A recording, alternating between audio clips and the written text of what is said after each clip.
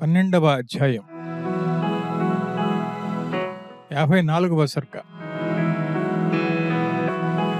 తన ఆభరణాలను కపుల ముందు పడవేసిన సీతాదేవి. పాపాత్ముడు రావణాసురుడు సీతాదేవిని అలా తీసుకుపోతుంటే అప్పటిదాకా ఒక్కడైనా కనపడలేదు. అలా జరిగినందుకు బాధపడుతున్న సీతాదేవికి ఒకచోట కొండ శిఖరం మీదున్న 5-6 వానరులు కనిపించారు. వీరైనా తన స్థితిని గమనించి రాముడికి చెప్పకపోతారా అని భావించిన సీత తన సొమ్ములను తీసి కొంగులో ముడివేసి వారి ముందర పడేట్లుగా ఆ మూటను కిందకు జారవిడిచింది. సీతాదేవి సొమ్ములు మూటగట్టి కింద పడేయటం వేగంగా పోతున్న రావణుడు గమనించలేదు. చూసి ఉన్నట్లయితే దాని ఆనవాలు లేకుండా చేసేవాడు. ఇక వానరులు రామా రామా అని ఏడుస్తున్న సీతను చూశారు. ఎత్తుకుని పోతున్నవాడు రావణుడని సుగ్రీవాదులు గుర్తించారు. కానీ ఆమె ఎవరో తెలుసుకోలేకపోయారు. ఇలా వాడెందరినో ఎత్తుకుపోవటం వారికి తెలుసు. మనకెందుకో అనవసర కలహం అని వాళ్ళు ఊరికే ఉండిపోయారు. బలవద్విరోధం ఎందుకులే అనుకున్నారు. అదీ కాక రావణుడికి వాళ్ళకి స్నేహం ఉందని వాళ్ళకి తెలుసు. ఈ వార్త తెలిస్తే ఇదే సమయమని వాలి తమ్ముడు సుగ్రీవుడిని చంపడానికి బయలుదేరుతాడు. ఇవన్నీ ఆలోచించి వానరులు ఊరికే ఉండిపోయారు. ఇదిలా ఉండగా రాక్షసరాజు రావణాసురుడు అమిత వేగంగా సీతను చంకలో ఉంచుకొని బలాత్కారంగా పర్వతాలు తటాకాలు దాటి అవలీలగా అదుపు అడ్డం లేకుండా సముద్రాన్ని సమీపించాడు. మొసళ్ళు, పాటినాలు, తిములు, తిమింగలాలు ఉన్న సముద్రాన్ని చేరగానే తన గడ్డ మీదకు వచ్చానని, ఇక తనకు భయం లేదని రావణుడు సంతోషిస్తూ ఉంటే ఇక వాడు చచ్చినట్లే అని సిద్ధులు అనుకున్నారు. లంకానగరం చేరిన రావణుడు పూర్వం మయుడు మాయతో తాను నిర్మించిన గుహలో హేమను ఉంచిన తరహాలో తన అంతఃపురంలో సీతను ఉంచి పిశాచ స్త్రీలను పిలిచి సర్వకాల సర్వావస్థలలో సీత మీద కావలిగా ఉండమని ఆదేశించాడు. సీత ఉన్న చోటుకు స్త్రీలను గాని పురుషులను గాని రానివద్దని చెప్పాడు. ఆమె కోరినవి అవి బంగారమైనా, రత్నాలైనా, వస్త్రాలైనా ఏదైనా సరే తెచ్చి ఇవ్వమన్నాడు. తెలుసు గాని తెలియక గాని సీత విషయంలో కఠినంగా మాట్లాడవద్దని హెచ్చరించాడు. ఇలా ఉత్తర్వులు ఇచ్చి ఆ రాక్షసుడు రావణాసురుడు అంతఃపురం విడిచి ఆ తర్వాత తను ఏం చేయాలో ఆలోచించి తనకు బ్రహ్మ వరం కలదు కనుక తనకేం కాదని గర్వపడ్డాడు. రావణుడు అంతఃపురం వదిలిన తర్వాత గొప్ప బలం కల 8 మంది రాక్షసులను పిలిచి సందేహం లేకుండా విశిష్టమైన ఆయుధాలన్నీ తీసుకుని దండకారణ్యానికి పొమ్మని వారిని ఆదేశించాడు. ఆ తర్వాత ఇలా అన్నాడు వాళ్ళతో: దండకలో ఖరాదులు చంపబడ్డ స్థలంలోనే మీరు ఉండండి. అది పూర్వం ఖరుడు ఉన్న స్థలం. మీకు భయం లేదు. పౌరుషంగా ఉంటూ శత్రువుల రాకపోకలను గమనించండి. పూర్వం నేను అక్కడ ఉంచిన ఖరాదులైన రాక్షస నాయకులను రాముడు చంపాడు. దాంతో నాకు ఆయనతో విరోధం కలిగింది. ఆ పగ తీర్చుకోవడానికి ఉపాయం ఆలోచిస్తున్నాను. ప్రత్యక్షంగా పోయి యుద్ధం చేయడానికి ధైర్యం చాలడం లేదు. అలా అని ఊరకే ఉండటం కుదరదు. కోపం వస్తున్నది. ఏ విధంగానైనా రావణుడిని రణంలో చంపి కానీ నిద్రపోను. కాబట్టి ఖరుడిని చంపిన వాడిని ఎలా చంపాలా అని నేను ఆలోచిస్తున్నాను. రాముడిని చంపి కానీ సుఖపడను. మీరక్కడికి పోయి రాముడి చర్యలన్నీ కనిపెట్టి రాత్రనక పగలనక ప్రతిదినం హెచ్చరికగా తిరగండి. ఒకచోటే ఉండవద్దు. ఎప్పటికప్పుడు ఆ రాముడి వృత్తాంతం, విశేషాలు నాకు చెప్తూ ఉండండి. మీరు ఆ రాజకుమారులను చంపడానికి కూడా ప్రయత్నం చేయండి. ఇంతమంది ఉండగా మీ 8 మందినే ఎందుకు పంపుతున్నాను అని అడుగుతారేమో. మీ బలం, శౌర్యం నేను అనేక యుద్ధాలలో చూశాను కాబట్టి మీ విషయం బాగా తెలుసు. ఈ మహాకార్యం భారాన్ని మీ మీద ఉంచుతున్నాను. ఇతరులు ఇంత పని చేయలేరు. ఈ విధంగా సంతోషం కలిగించే మాటలను రావణుడికి చెప్పడంతో విన్న ఆ 8 మంది రాక్షసులు రావణుడికి నమస్కారం చేసి అతడి ఆజ్ఞానుసారం కనపడనంత వేగంగా ప్రయాణం చేసి దండకకు చేరారు. ఈ విధంగా రావణుడు రాముడి మీద పగబట్టి సీతను తెచ్చి అజ్ఞానంతో కృతకృత్యుడనయ్యాను, సీత దక్కింది, రాముడు చచ్చాడు అని సంతోషించాడు. 55వ సర్గ. పరాక్రమవంతులు, బలవంతులు అయిన 8 మంది రాక్షసులను దండకారణ్యానికి పొమ్మని ఆజ్ఞాపించిన రావణుడు ఇక తనకు రాముడి వల్ల భయం లేదని తన జ్ఞానహీనత వల్ల భావించాడు. ఇలా అనుకున్న రావణుడు మన్మథ బాణాలకు లోనై సీతాదేవిని తలుచుకుంటూ వెంటనే ఆమె ఉన్న ప్రదేశానికి వెళ్ళాడు.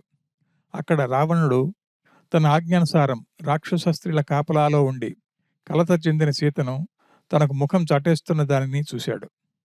రేచుకొక్కలు చుట్టుముడితే భయపడే ఒంటరి ఆడజింకలాగా, ఆడ తాజుపాములాగా నిట్టూర్పులు విడుస్తున్న సీతను తన నగర సౌందర్యం చూపించడానికి రావణుడు బలాత్కారంగా ఈడ్చుకుంటూ వెళ్ళాడు. వేలాది మంది స్త్రీలను, నిగనిగలాడే రత్నాలు గల అందమైన మెడలను, మిద్దెలు, పక్షులు కల ఇంటిలో బంగారు వాకిలిలో ఒక సోపానం ఎక్కి సీతతో రావణుడు ఇలా అన్నాడు: ఓ సీత, ఈ వైపు చూడు. బంగారం దంతంతో కూడి నిర్మలంగా ఉన్న కిటికీలు ఎన్ని ఉన్నాయో, ఎట్లా ఉన్నాయో. ఆ పక్కన మనోజ్ఞంగా కాంతిగా గల గృహాలు ఎన్ని ఉన్నాయో. ఓసే ముద్దరాల, ఈ ప్రక్కన మనోహర క్రీడల్లో ఆసక్తి కల ఆడహంసలు ఎన్ని ఉన్నాయో చూడు. ఈ పక్కన ఇంపు సొంపు కలుగు పూజ్యమైన కొత్త కొత్త ప్రమాదావనాలు ఎలా ఉన్నాయో చూడు. కులకుల సోంపు అధిక్యత ఎలా ఉందో చూడు. చిలుకల గుంపుల కలకల ధ్వనులు ఎలా ఉన్నాయో చూసావా? పూచిన చెట్లన్నీ సంతోషంగా ఉన్నాయి చూసావు కదా! ఇకనైనా నీ మైకాన్ని వదిలిపెట్టు. ఇలా దేవతల ఇళ్ల లాంటి తన ఇళ్లను చూపించి, ఇంకా ఆమెను మోసం చేయడానికి మళ్ళీ ఇలా అన్నాడు. శ్రేష్టమైన ఈ గృహాలు, అసమాన గౌరవార్హమైన ఈ రాజ్యం, వేలాది మంది నా రాణులు, నా బతుకు ఇవన్నీ నీ స్వాధీనం చేస్తాను. ఇప్పుడు నువ్వు వీటన్నిటికీ పట్టపురాణివి. ఎందుకు ఏడుస్తావు? నన్ను భర్తగా స్వీకరించు. సంతాపంతో ఏడుస్తుంటే నీ ఏడుపుకు అంతముండదు. యావజ్జీవం నువ్వు ఇలా ఏడవలసిందే. అలా కాకపోతే సుందరి, నీ యోగ్యతకు తగ్గ మంచి మార్గాన్ని చెప్తా విను. నా మాటలు ఆదరించి విను. ఇంకా రాముడు వస్తాడు, నన్ను తీసుకుపోతాడు, ఆయనతో అడవిలో అల్లాడుతాను అని ఆశలు పెట్టుకోవద్దు. నా మాట ఇంకెంత మాత్రం ఉపేక్ష చేయొద్దు. కామబాణాలతో పీడింపబడుతున్న నన్ను తోసిపుచ్చటం నీకు తగునా? నా మగడు ఎందుకు రాడు? నావి వ్యర్థాశలు ఎలా అవుతాయి అంటావేమో. విను. నువ్వు రావణుల వైశాల్యం కలిగి వేలాది భయంకర రాక్షసులు ఉన్న లంకనం గురించి నువ్వేమనుకుంటున్నావు? నీ ఊరు లాంటిదే అనుకుంటున్నావా?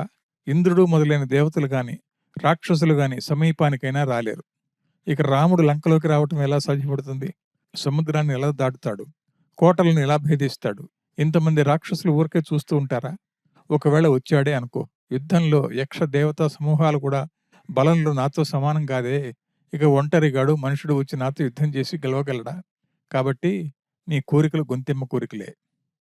రాజ్యం లేనివాడిని, దీనుడిని, బతికే మార్గం లేనివాడిని, కొంచెమే తేజం గలవాడిని రాముడు రాముడు అని పదే పదే తలచి తలచి ఎందుకు ఏడుస్తావు? అలాంటివాడు నీ తగిన భర్త కాదు. నీకు తగిన భర్తను నేనే. కాబట్టి నన్ను పొందు. ఓసి పిరికిదాన, యవ్వనం శాశ్వతమా? కాదు. వృధాగా వయసు పోతే ఆ తర్వాత ఏం సుఖపడతావు? కాబట్టి ఇప్పుడే నాతో సుఖంగా ఉండు. రాముడిని చూస్తానని ఇంకా ఎందుకు ఆశపడుతున్నావు? శరీరంతో రావడం సంగతి అటుంచు, మనసుతోనైనా ఇక్కడికి రాగలడా? నువ్విక్కడ ఉన్న సంగతి తెలిసేదెలా? తెలిసినా రావటం ఎలా? అగ్నిజ్వాలలను చేత్తో పట్టుకోవడం సాధ్యమా? చెలించే కళ్ళదానా, విను. నా భుజబలంతో కాపాడబడుతున్న నిన్ను పరాక్రమంతో నన్ను గెలిచి తీసుకుపోయేవాడు ఈ లోకంలో లేడు. నన్ను రాజ్య సంపదతో వెళితే దేవతలు, చరాచర భూత సంఘాలు నీ సేవ చేస్తాయి. నువ్వెందుకు సందేహిస్తున్నావు? ఎవరికి భయపడుతున్నావు? లంకా రాజ్యానికంతా పట్టాభిషిక్తమై ఏలుకో. నువ్వు చెప్పినట్లే నేను చేస్తాను. కష్టాలు అనుభవిస్తే పాపాలు దక్కుతాయి. కాబట్టి నువ్వు గతంలో చేసిన పాపాలు కారడవుల్లో కష్టపడడం వల్ల నశించాయి. పూర్వం నువ్వు చేసిన పుణ్యాలు అనుభవించే కాలం వచ్చింది. ఈ చందనాన్ని మనమిద్దరం పూసుకుందామా? పూల సరాలు ధరించుదామా? బంగారు ఆభరణాలు ధరిద్దామా? సీతాపుష్పకం అని పేరున్న ఈ విమానం నలుదిక్కులా వ్యాపించే సూర్యకాంతి లాంటిది. దీన్ని మా అన్న కుబేరుడి నుంచి యుద్ధంలో జయించి తెచ్చాను. ఇది చాలా మనోజ్ఞమైంది. దీంట్లో మనిద్దరం సుఖభోగాలను అనుభవిద్దామా? కమలం లాంటి కాంతి గల నీ ముఖం నువ్వు ఏడవటం వల్ల సహజ విధం చెడింది. ఈ వ్యాకులత్వం వదిలి నన్ను దయతో ఏలుకో. ఇలా రావణుడు అనడంతో సీతాదేవి వాడికి తన ముఖం కనపడకుండా చీర కొంగులో కప్పి కళ్ళ వెంట నీళ్లు కారుతుంటే భయపడసాగింది. సీతాదేవి అలా ముఖం కప్పుకోవడం చూసిన రావణుడు ఇలా అన్నాడు. సతీ, పతివ్రతా ధర్మం చెడుతుందనే అభిప్రాయంతో సిగ్గుపడుతున్నావు. చాలు చాలు. సిగ్గుపడాల్సిన పని లేదు. ఏడవలసిన పని లేదు. ధర్మానికి లోపం కలిగించే కార్యం ఇందులో ఏముంది? జానకి, నీ పాదధూళి నా శిరస్సు మీద ధరించి నిన్ను ప్రార్థిస్తున్నాను. నేను నీ దాసుడిని. దయతో నన్ను ఏలుకో. మన్మథ తాపంతో నీచపు మాట్లాడినాను. నీ పాదాలకు నా 10 తలలు నమస్కరించాను. ఇలా సీతతో పలికిన రావణుడు తనకు ఈ శ్రీరత్నం దక్కిననుకుంటాడు. 56వ సర్గ. రావణుడు సీతను ఇలా తనకిష్టమైన రీతిలో భయపడే మాటలు అంటుంటే భయపడకూడదనుకున్న సీత, పతివ్రతలైన స్త్రీలు పరపురుషులతో సాక్షాత్తుగా సంభాషించకూడదు కాబట్టి ఒక గడ్డిపోచను వాడికి అడ్డంగా వేసింది. నువ్వు ఈ గడ్డిపోచతో సమానం అనే భావం కూడా దీంట్లో ఉంది. తన పాతివ్రత్య మహిమ వల్ల రావణుడు తననేమీ చేయలేడనే ధైర్యం ఉన్నది కాబట్టి భయం కలగకపోయినా రామ వియోగం వల్ల దుఃఖం వచ్చింది సీతకు. తన కొరకు రామచంద్రుడు ఎంత శోకిస్తున్నాడో అన్న బాధ కూడా కలిగింది. స్త్రీలతో బలవంతంగా భోగిస్తే రావణుడు తలపగిలి చస్తాడన్న అప్సరస శాపం మనసులో ఉంచుకుని సీత నిర్భయ అయింది. ఒకవేళ బలాత్కరిస్తే యోగ బలంతో అదృశ్యమై అస్పృశ్యం అవుదామనుకుంది కాబోలు. ఆ తర్వాత రాముడు దేబే అని, దీనుడని, దుర్బలుడని, మనుషుడే కదా అని అన్న రావణుడి మాటలకు ప్రత్యుత్తరంగా సీత వాడితో ఇలా అంటుంది. ఓరి, నేను దిక్కులేనిదాన్నని, శీలహీననని పలికినట్లు అంటున్నావు. నన్ను నువ్వేమనుకుంటున్నావురా? సత్యప్రతిజ్ఞ గలవాడు, సత్యాన్ని దాటినవాడు, ధర్మాత్ముడు, జగత్ప్రసిద్ధుడు, ధర్మంలో నిలకడ గలవాడు, ధర్మమే తరుణోపాయంగా భావించే వ్యక్తి కోడల్ని. నువ్వు ఒక్క రథం మీద ఒకే దిక్కుకు పోగలవు, ఆయన 10 దిక్కులకు పోగలడు. ఒక్క రథాన్ని నడిపినట్లు 10 రథాలను ఒకేసారి నడపగల సమర్థుడు. ఆయన కొడుకు శూరపుత్రుడు రామచంద్రుడు ముల్లోకాలలో పూజ్యుడు. నీలాగా భయంతో కాదు, భక్తితో పూజ్యుడు. కొందరికే మాత్రం పూజ్యుడు కాదు. దేవ, మనుష్య, తిర్యక్, బాల, వృద్ధ, స్త్రీ, పురుష, పశుపక్షాదులకు పూజ్యుడు. రాముడని ప్రసిద్ధికి ఎక్కినవాడు. నువ్వేమో హింసించి బాధించి రావణుడని ప్రసిద్ధికి ఎక్కావు. ఆయనేమో రమింపజేసి రమించి రాముడని ప్రసిద్ధికి ఎక్కాడు. విశాలమైన కళ్ళు గలవాడు. నీలాగా భయంకరమైన మిడిగుడ్లు లేవు ఆయనకు. దీర్ఘమైన చేతులున్నాయి. ఆయన చేతులు చూడగానే ఎవరికైనా మహాపురుషుడు అనిపిస్తుంది. నీలాగా తుట్టిపురుగులాగా విశేష హస్త మస్తక పాదాలు గలవాడు కాదు. మిక్కిలి ధర్మస్వరూపుడు. నీలాగా ధర్మవిరుద్ధ స్వభావం కలవాడు కాదు. నాకు ప్రాణవిభుడు, నా ప్రాణాలకు అధిపతి. నా ప్రాణాలు ఆయన అధీనంలో, ఆయన స్వాధీనంలో, ఆయన ధారణా పోషణలో ఉన్నాయి. నా ప్రాణాల మీద విభుత్వం నాకు లేదు, కాబట్టి నేను ఆయన సొత్తును. దీన్ని మరొకరు స్వాధీనం చేయడానికి నాకు అధికారం లేదు. దీన్ని పోగొట్టుకోవడం, కాపాడుకోవడం ఆయన పని. నువ్వు అనుకూలిస్తే మంచిది, లేదంటే చెడిపోతావు. నాకే కాదు, నీకు ఆయన దైవమే. నువ్వు ఆయన్ని పూజించాల్సిందే కానీ ధిక్కరించకూడదు. నువ్వు మొదటి నుండి ఆయన ధిక్కరిస్తున్నావు కాబట్టి నిన్ను చంపడానికి అసమాన శౌర్యం గలవాడు ఆయన. పైగా లక్ష్మణుడు ఆయనకు తోడుగా ఉన్నాడు. ఆయన దరిద్రుడని అన్నావు, కానీ ఆయన సర్వదా సలక్ష్మీకుడు. ఆ విషయం నీకు ఎలా తెలుస్తుంది అని అడుగుతావేమో. ఆయన పరబ్రహ్మ లక్షణం లాంటి లక్షణాలు కలవాడు. పరబ్రహ్మ లక్షణాలు పరబ్రహ్మంలో కాకుండా మరెక్కడుంటాయి? సింహం మూపురాలు లాంటి మూపురాలు గలవాడు రాముడు. కాబట్టి సింహం క్షుద్ర మృగాన్ని చూసినట్టు నిన్ను చూస్తాడు. అలాంటి దైవం లక్ష్మీవంతుడు వైకుంఠంలో ఉండకుండా ఇక్కడికి ఎందుకు వచ్చాడంటావా? అనరణ్యుడి శాపం ప్రకారం నిన్ను చంపడానికి ఇక్ష్వాకు వంశంలో పుట్టాడు. ఈ విషయాలు తెలుసుకోకుండా ఏమిటేమిటో వాగుతున్నావు. అలా అయితే నేనెందుకు ఇంతదాకా చంపలేదంటావా? కారణం కోసం వేచి ఉన్నాడు. నన్ను నువ్వు ఆయన ఎదుట ముట్టుకున్నట్లయితే కరుడిని చంపినట్లు నిన్ను చంపేసేవాడే. నువ్వు ఆయన ఎదుట పడలేదు కాబట్టి బతికిపోయావు. ఎదుట పడితే చచ్చేవాడివే. నీ రాక్షస సేన భయంకరాకారం కలదని, దృఢమై భయంకరమైన బలం కలదని, ఆడదాన్నైనా నా ఎదుట ఇక్కడ ఈ మూల ఇంట్లో గేహశూరుడై ప్రజ్ఞలు పలుకుతున్నావు. నీ సేనాబలం భయంకరత్వం ఎంతదాకా?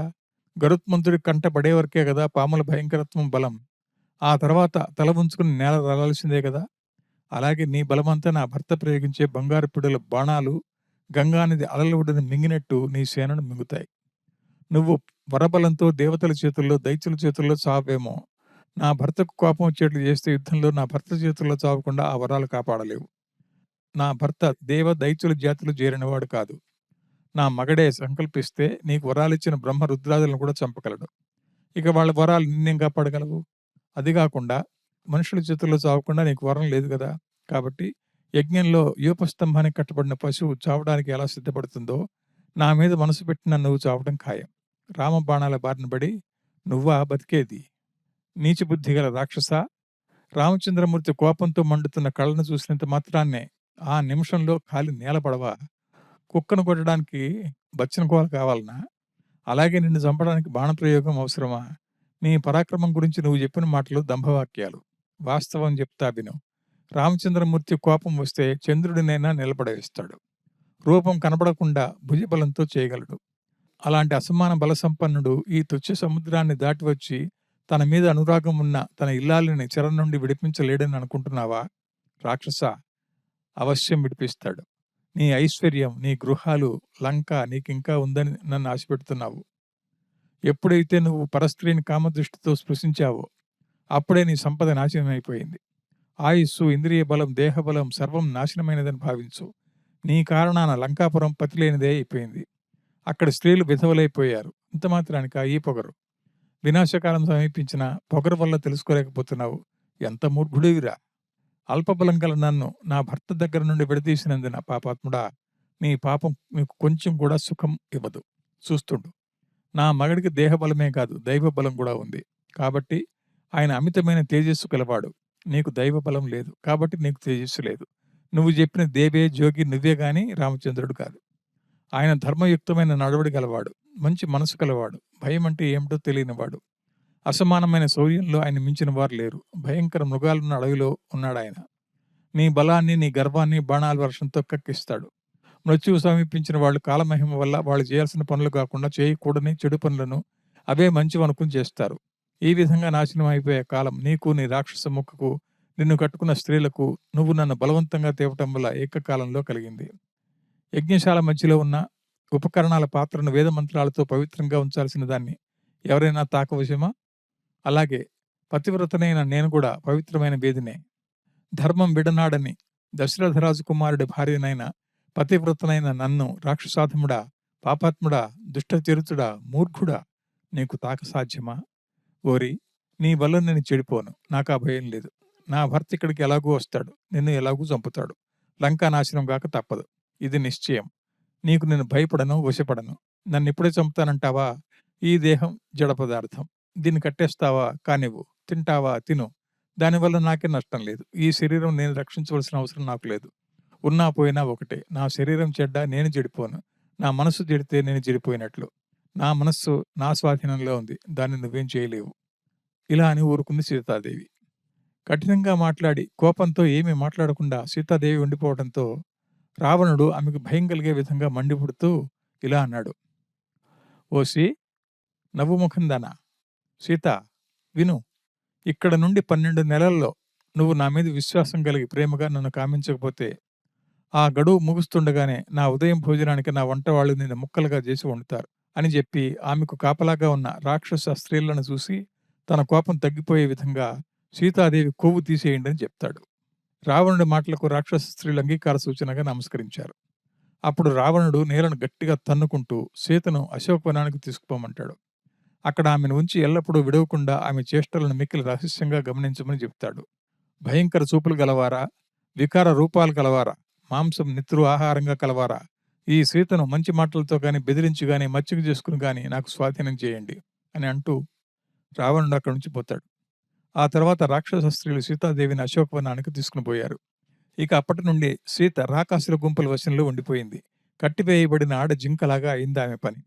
భయం కలిగించే పెద్ద కళ్ళ రాక్షస స్త్రీలు భయపెడుతుంటే తన ప్రియుడు శ్రీకరుడు దైవమైన మగాడిని సర్వదా ధ్యానించసాగింది. 57వ సర్గ.